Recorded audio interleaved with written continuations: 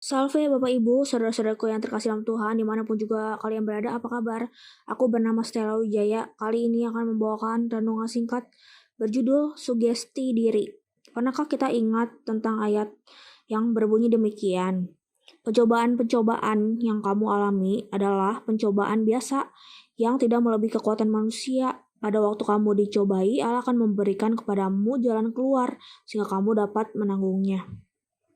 Pada waktu aku mengalami tantangan, masalah hambatan, cobaan dan sebagainya itu yang diizinkan Tuhan terjadi dalam hidupku ya. Aku belajar dari sakit penyakit aku sendiri ini juga bagaimana aku bisa tetap survive dalam hidup ini. Aku menemukan slogan waktu aku didekatin dan dilamar sama Tuhan Yesus langsung. Ada 2 slogan ya. Yang pertama, betapa memiliki Tuhan Yesus bisa menyelesaikan banyak masalah. Tanda seru. Itu kalimatnya. Satu lagi, tidak ada masalah yang tidak ada jalan keluarnya. Nah ini tergantung dari wujud-wujudnya. Misalnya kalau masalah kesepian itu bagi Tuhan masalah yang wujud ringan dan sebagainya. Nah terus udah gitu aku merenungkan segala yang terjadi dari dulu sampai sekarang itu, kan aku kan tipe-tipe mikir-mikir, perenung firman Tuhan gitu ya, dalam meditasi firman. Secara aku kan pendoa dan pertapa juga. Terus aku memikir-mikir adalah lebih baik kalau misalnya kita bukan hanya berharap akan hal-hal baik yang terjadi di kehidupan kita akan masa depan, masa yang akan datang nantinya itu selalu dipenuhi dengan berkat, kesembuhan, rezeki, kebahagiaan dan sebagainya, kelancaran hidup ya tentunya. Kan nggak ada semua orang yang tidak mengharapkan demikian ya. Tapi ada lebih baik, jauh lebih baik kalau misalnya kita preventif, yaitu upaya pencegahan, jaga-jaga lah. Namanya juga mental itu harus dijaga kan ya. Bukan hanya mengharapkan yang terbaik untuk terjadi di hidup kita, melainkan bersiap juga akan kemungkinan hal yang buruk ataupun hal yang kurang berkenan di hati kita, ataupun banyak hal yang di luar kendali kita. Jadinya kita siap atau enggak kalau sewaktu-waktu ada kejadian tidak terduga yang kita alami ke depannya.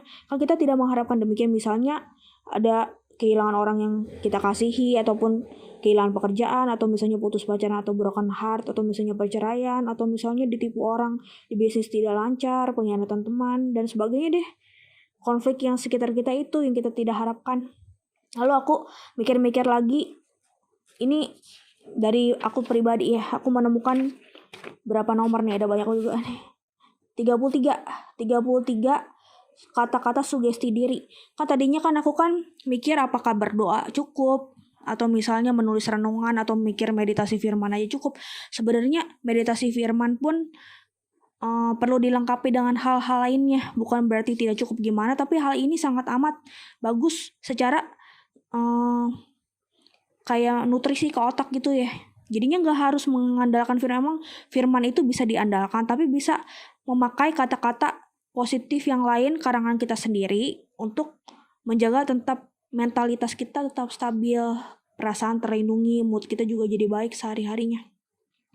Misalnya soal kesembuhan ya, soal menyembuhkan adalah suatu, ini faktanya nih ya, soal menyembuhkan adalah suatu hal yang mudah, tergolong mudah bagi Tuhan. Tuhan punya sangat besar energi untuk menyembuhkan, memulihkan, dan memperbaiki hidup kita. Aku ketemu kata-kata ini biasanya aku nyalain lilin di rumah yang udah aman deh gitu, ada tempat lilinnya gitu, jangan sampai jatuh lilinnya.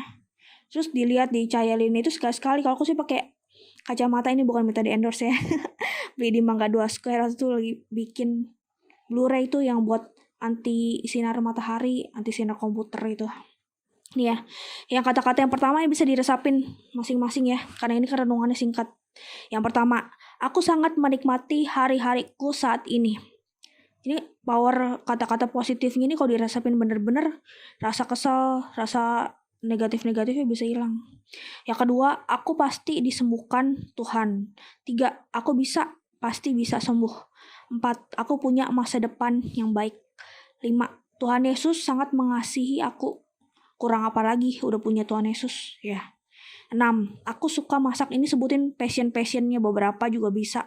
Yang kegiatan yang sehari-hari kita suka tanpa terpaksa kita melakukannya seperti hobi gitu ya. 7, Aku gak mau buat Tuhan Yesus aku sedih, beban dan pekerjaan Tuhan sudah banyak. 8. Aku gak mau sedih lagi, kalau sedih pun aku gak mau berlebihan, karena itu tidak baik bagi kesehatan aku dan daya tahan tubuh aku, mungkin ya.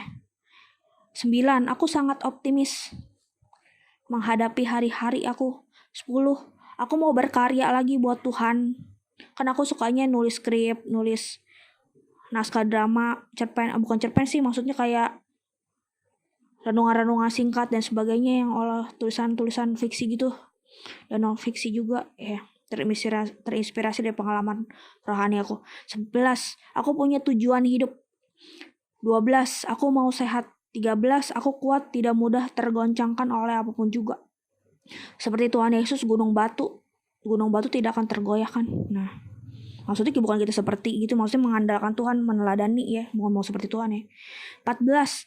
Aku sudah di pihak yang menang, aku pasti tidak akan kenapa-napa. 15. Malaikat Mikael, malaikat ketenangan. Buat apa aku panik lagi?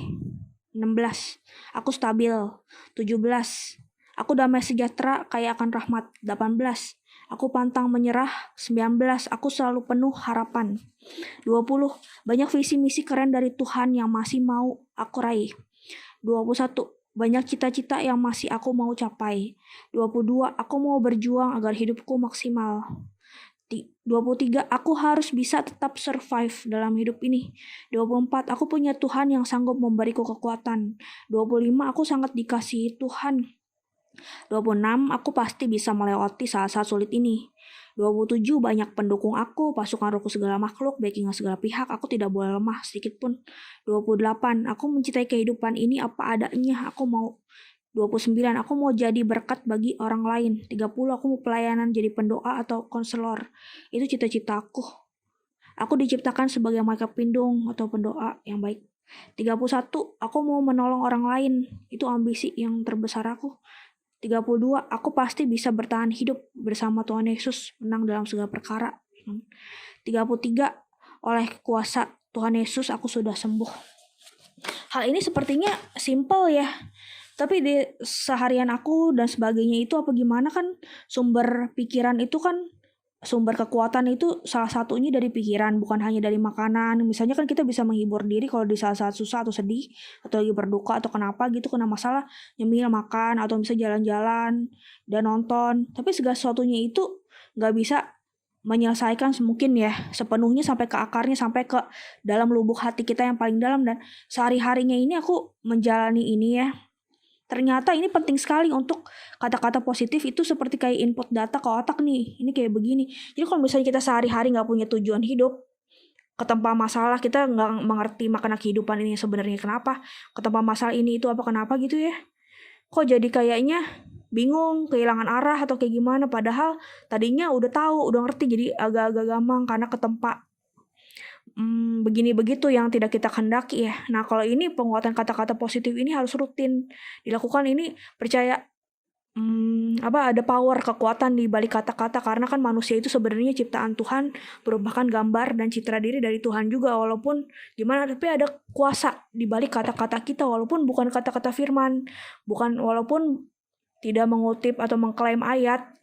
Kata-kata ini coba rutin deh. Ini nggak terlalu perlu panjang-panjang satu kalimatnya, bisa juga kita ganti sesuaikan dengan keadaan kondisi kita, karena yang tahu kata-kata terbaik yang kita butuhkan ya diri kita sendiri. Kalau aku kan sebagai contoh, ini buat diri aku kayak gini aku buatnya. Kalau buat orang lain mungkin yang dia perlukan untuk menyemangatinya beda-beda ya. Sebenarnya ini bukan hanya untuk meningkatkan semangat sih, untuk menjaga mentalitas jiwa kita. Jadi kalau misalnya kenapa apa gimana apa, tetap bisa survive, bertahan hidup gitu. Ya coba aja. Selanjutnya kita bisa coba masing-masing di tempat masing-masing, secara pribadi juga nggak apa-apa. Kalau misalnya didoain sama orang yang kita kasihin, orang percaya yang mengasihi kita juga nggak apa-apa juga, keluarga gitu apa teman ya. Makasih banyak sudah mendengarkan, semoga bermanfaat dan berguna di hati kita saat mencoba besok-besok. Sugesti diri yang positif membawa segala kebaikan bagi pemulihan dan perbaikan hidup kita. Amin.